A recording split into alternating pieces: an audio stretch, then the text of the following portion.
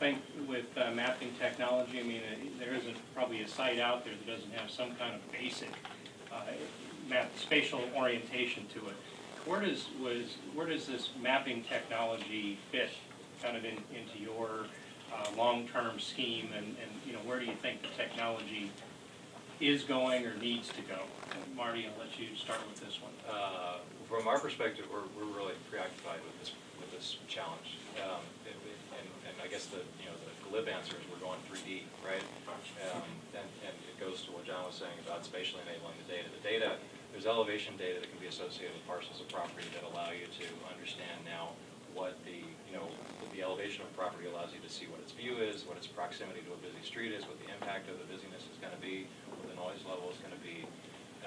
And from a consumer side, that's obviously that's information that's missing right now, which is the house looks great, the photos that have been provided look appealing, but there's something just over the big hedge in the backyard which is noisy, or you can actually see the water, and those are important data points, and they need to be integrated.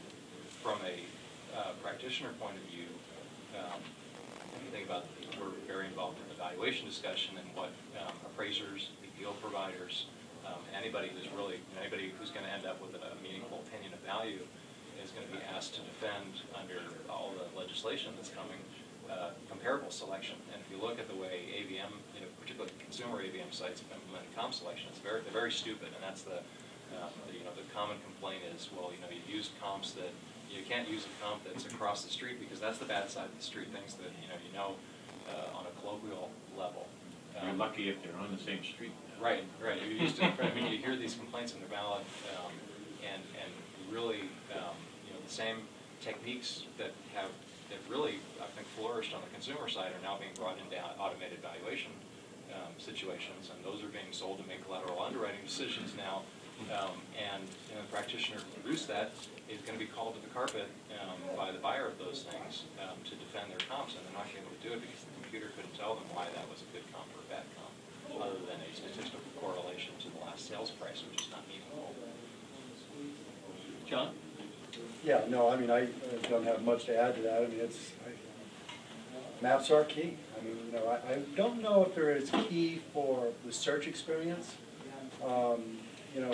There was a mad rush, 2-3 years ago to have all map-based searches, and we're starting to find from consumers that not all of the consumers like it or are comfortable with the map-based search, right? Some prefer kind of a secondary.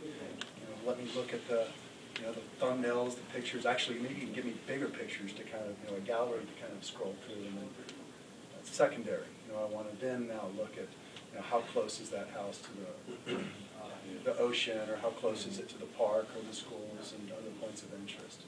But yeah, it's key. I mean, I wish some of the providers would do a little bit better job with some of the mobile devices. I mean, it's not.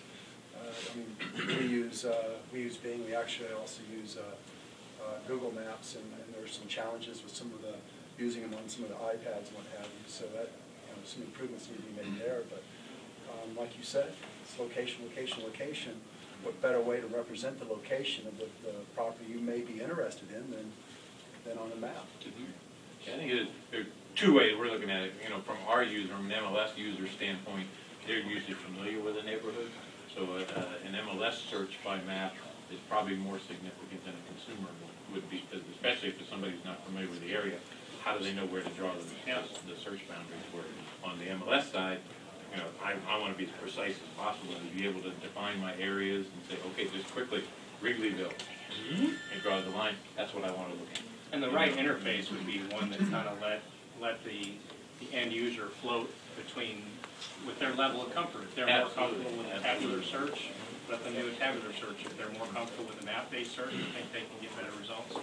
So, what do you guys think about any additional questions? I mean, anybody have any questions they'd like to add for any of the panelists based on what we talked about, the subject of mobile devices? I'm surprised that, where's Larry Spencer? Well, Larry left, now he's got to pick up Sam. I'll protect Sam. Now, I was just curious about the whole, Bob brought it up on his panel, these business process patents. I mean, like, we've got our friends down at manning the Smarter Agent kiosk, and they're like, making life really difficult for our developers. I mean, again, I'm not an intellectual property attorney. It just strikes me as. I got a few I can recommend. Okay, well, maybe I might be that. Unfortunately. But I mean, yeah, we're great. This great locationally aware device, but we have to gouge its eyes out before we're allowed No, to you do know, anything. you know what I think needs to happen? I think some of the NAR money, lobbying money, probably needs to be used to wake up the patent office, because, I mean, that's Sure, happening. they use their money to buy off they bought their way into the patents, so I mean, they're covered, they're fine, and just left the rest of us out in the cold. Right, yeah. So, That's a good point. I think Well, that's gonna that's my career path. I'm going to become a patent troll. How is MLS?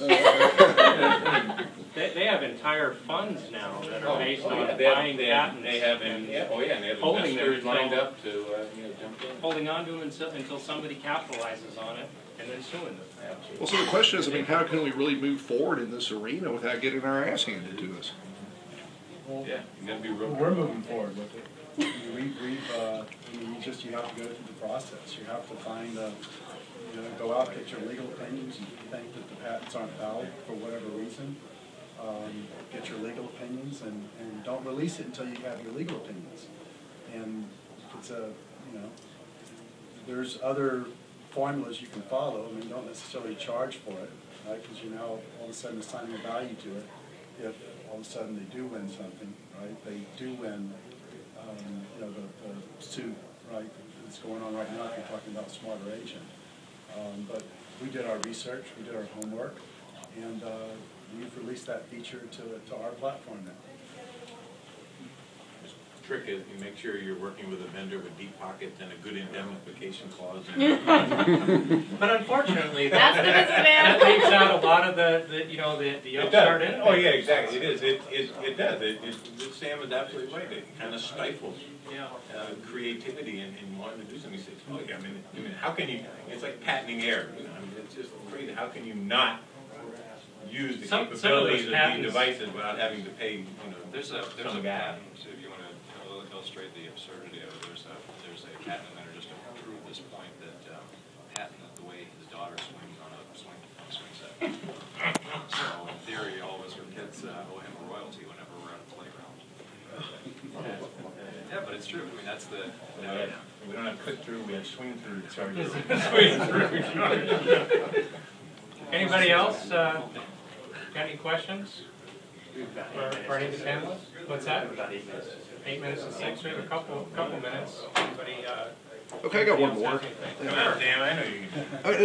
It's balancing complexity. I mean, people want. I mean, you get a bunch of map weenies together and start designing a user interface, and you wind up with a really complicated user interface. And then meanwhile, you've got maybe the type of interface that more of the users actually are going to use. Like right now, we've got a user who really wants us, on our public-facing interface to start adding thematic mapping. So when he says he's looking for a house between 6 and 800,000, he wants to have 5 ranges of colors assigned to the dots. That would indicate. Oh shit!